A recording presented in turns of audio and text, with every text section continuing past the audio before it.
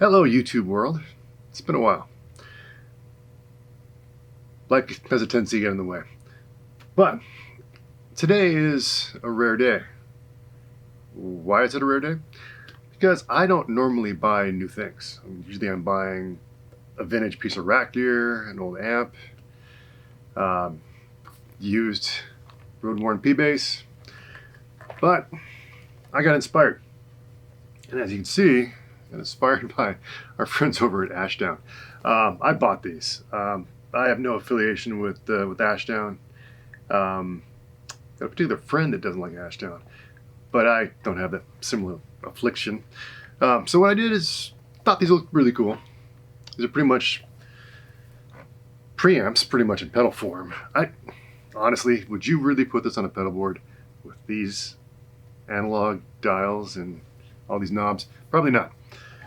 But I felt inspired, so I bought the Geezer Pedal of Doom, and I bought the John Myung Double Drive, because I was, number one, enthralled by the VU meters, and number two, searching for some tones. This guy is going into the pedal. Pedal is then going into my patch bay back there. Basically, I'm bypassing the bass rack. All those preamps are all in loops and everything.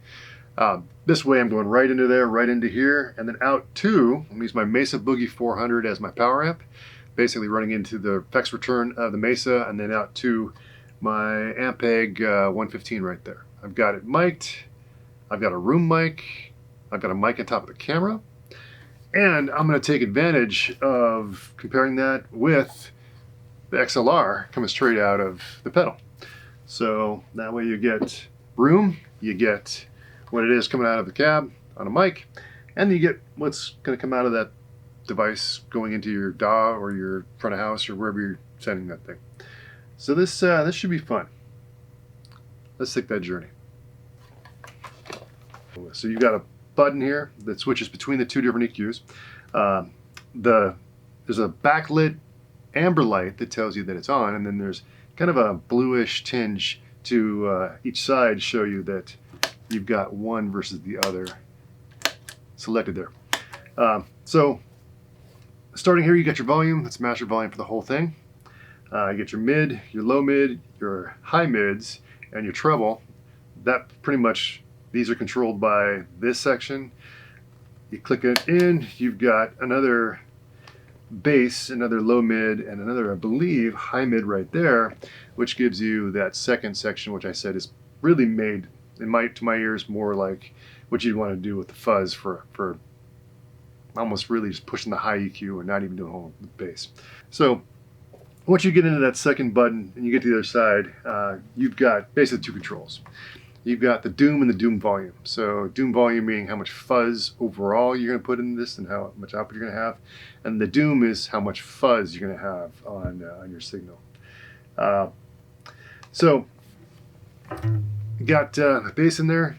So on the clean side, here's just kind of what you'd use for a clean tone. I think what it is you've got clean, play that most of the time, and when you want to kick the fuzz in, hit the button, get the other fuzz going. And that's really the key here. So it's clean tone overall, kick the fuzz in for your accents, kick it off, back into your clean tone. Kind of like if you listen to, and I'll play a little bit of NIB, isolated tracks. Yeah, he's got a clean, kind of little bit of a breakup type tone going on, but it's very defined. And then when he goes into the main riff, then he hits the fuzz, and there's a lot of scoop going on there. That's one thing I want to also contrast is if you're thinking this is like Geezer sound, it's the variation of Geezer sound. If you dive into the actual clips, there's a lot more EQ work going on that you won't be able to get with this. So be forewarned.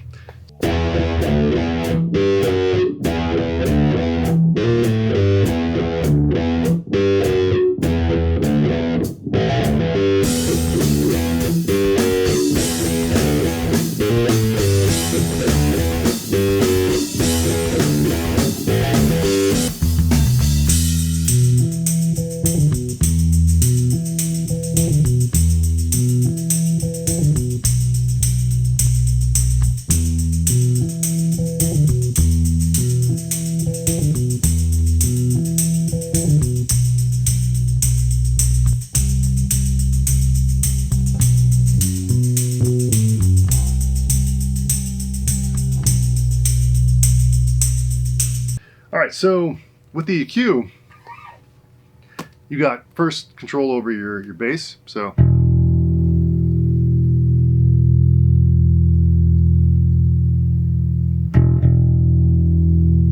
gives your low mid.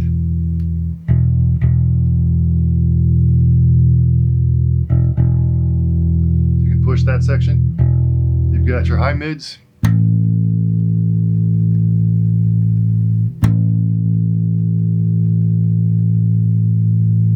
Not a huge amount of high mid action going on there. Then you got your treble.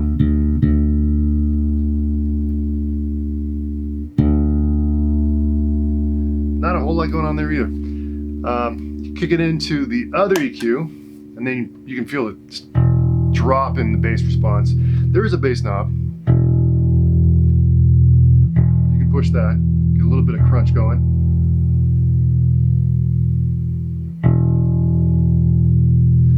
Low mid again. And then high mid again.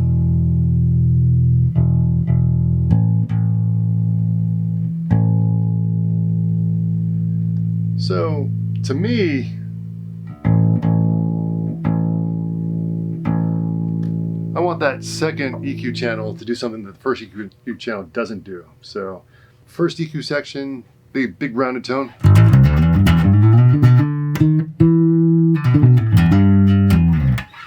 Second one, I want to be able to use something that is maybe a little more conducive to the fuzz.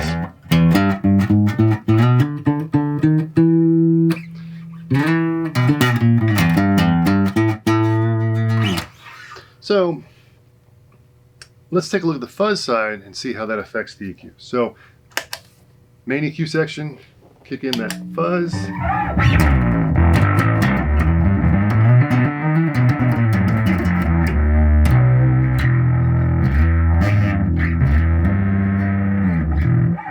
So there's your fuzz. So first doom. So almost dry, and then as you crank it, more and more fuzz.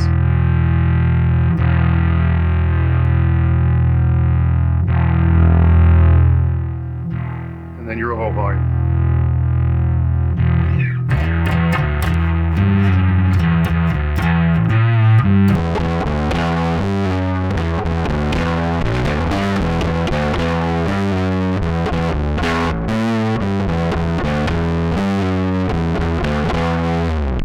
So, typical, right? Then you can kick in the other EQ and see what happens when you drop some of the bass out.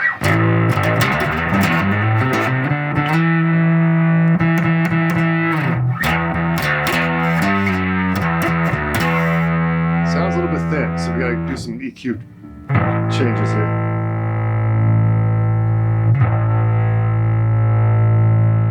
There we go.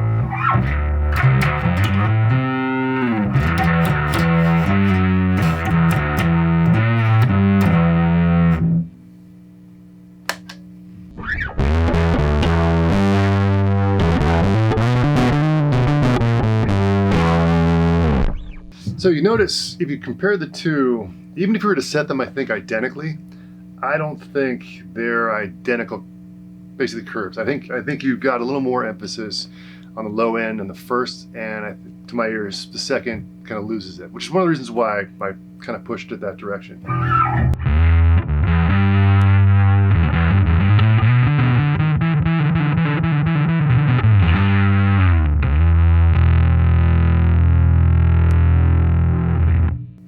But just fuzzy. You know what it needs?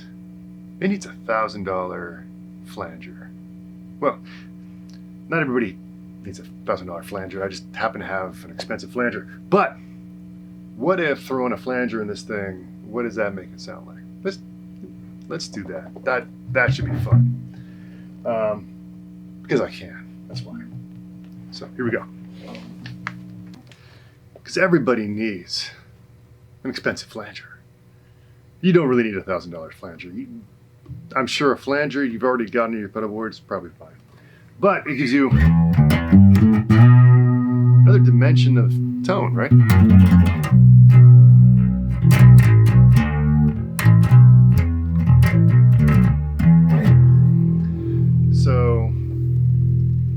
flanger, let's kick in that fuzz.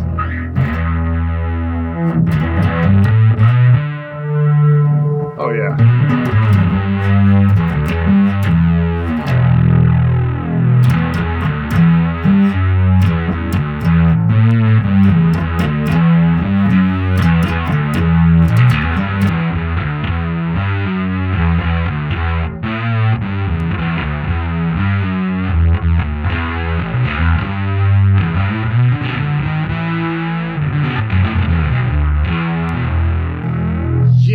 Yeah, that sounds really cool. And it's funny, it takes some of that mushiness away and kind of focuses it a bit. At least to my ears, that's what it does.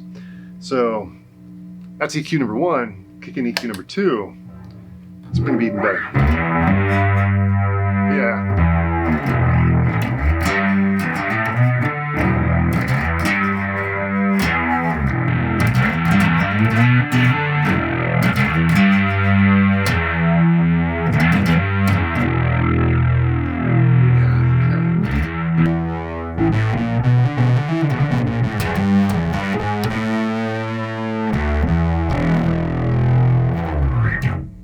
That sounds ridiculous. Ridiculous. But, you know, cool toys. Anyway, by the way, the flanger, see if we can see him, is this guy. MXR, Model 126 flanger doubler. Guitar guys are like, dime bag. Yeah, that's the dime bag flanger. But a lot of other guys, including EVH, had that flanger. And for those of us on the bass side who are really tech nerdy gear guys, it's a cool flanger. Works on bass too. Works on a lot of things actually. Don't need to buy that. There's a plugin. Use the plugin instead, or buy the pedal version. I'm sure there's a pedal version of that too. I mean, yeah, I just like weird gear. So there's that. But it sounds pretty awesome.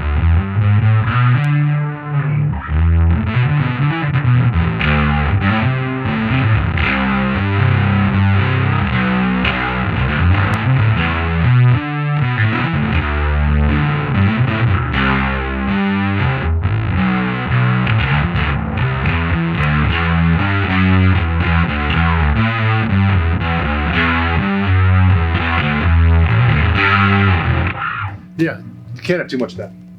All right, so last thing I want to show you about the geezer. I'm about to do a John Myung part 2 because this is getting kind of long.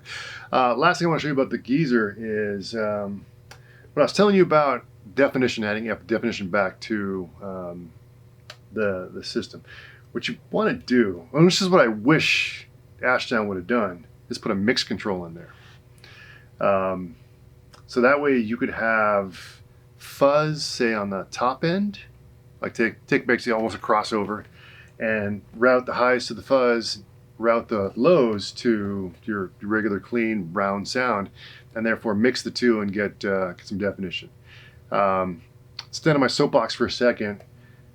Silly amounts of rack preamps over here for bass, and majority are made for clean because, you know, let's face it, most bass players and most producers probably want clarity. They don't, you know, it's really an effect when you want to throw fuzz or distortion or something chorus on it, which can make a great hook. There's a lot of great songs like that, but not many of these preamps do that.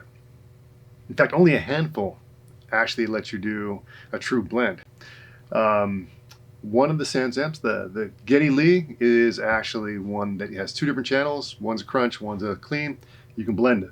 Doug 1000, the Doug Pinnacle 1000, has a crossover because that's what he used to do. He would basically take his amp, he'd split it through a crossover, send the highs to something that was distorted, like a guitar amp, and then take the lows, send that through a clean bass amp, and then blend the two with two different cabinets. Kind of like doing a similar thing that Billy Sheehan did with his bass, having two different pickups, sending them out and having two different amps and two different cabinets and everything else, and blending the two on stage, or, you know, that's another story for another time. But that would have been really cool for this. Unfortunately, you've got either or. Clean, which is a good clean tone, and fuzz for that one or two songs you want to throw the fuzz on for. And it's not bad. So let's see if we can do a little trickeration here, and with my line mixer over there, send one signal fuzz, one signal clean. Let's see what we get. Bust out my P-split, which is basically this ISO box where you can split the signal, clean signal in once, split it cleanly two different places. There's a little bit of hum still, but should isolate the two signals so that way they're not feeding into each other or causing ground loops, things like that. One's going to feed the geyser, and that's going to give us, or the pedal of doom, going to give us our fuzz. The other one's going to go back into my patch bay, come across the desk, come out of this patch bay, go into channel 1, which is going to be my clean on the line mixer, right here. Channel 2 is going to be my fuzz, so that's the second output from this guy going into my patch bay to the other side here. And then I can blend the two with the volumes, and then over here I got a master that goes out to my amp and the rest of the signal chain. That way I can go from having just clean, so here's our clean, right?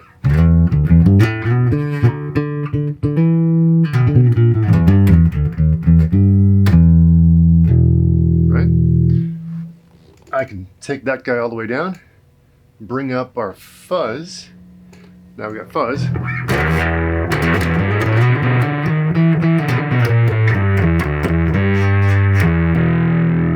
Right. We can bring up clean first, set a baseline. Right. And then let's add fuzz on top of that to taste. Just a little bit more fuzz. So you got the clarity of the bass, and then you've got a little bit of crunch kind of hanging around. And that adds a little more.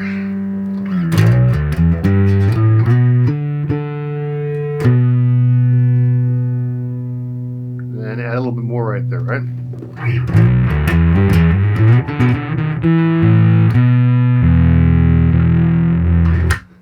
But you don't lose your clarity. You still got that fundamental clean tone kind of peeking its way through the fuzz and giving you that girth, right?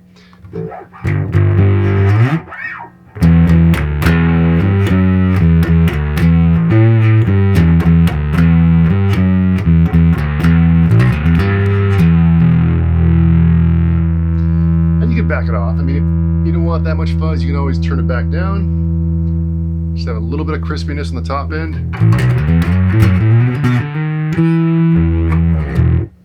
So that's what I really wanted them to have is, hey, if you want all fuzz, crank it up, go. If you want to add a little bit of clean signal back in, add some definition, be able to blend that thing in there.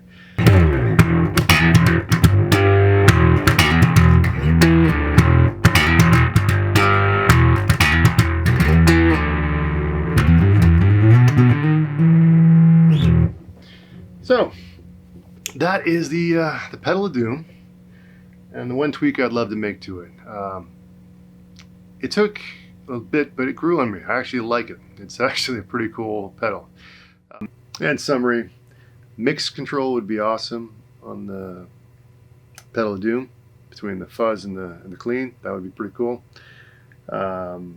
Also would love to have a DI trim pot or just a little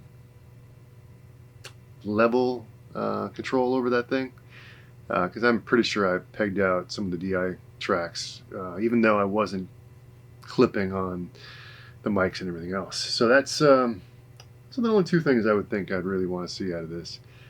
Again, too pretty to be on a pedal board. Small knobs, not putting my foot anywhere near there. How you're supposed to get your foot on this button without touching the knob above it. Get small feet maybe. And also not putting my foot anywhere near these nice analog gauges on the top of these pedals. It's really a preamp that sits on your desk. That's the way I look at it. But super cool.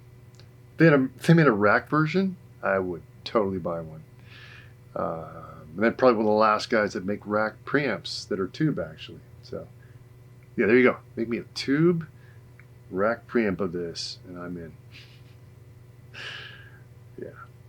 Anyway, cool gear. We're all into cool gear in the journey.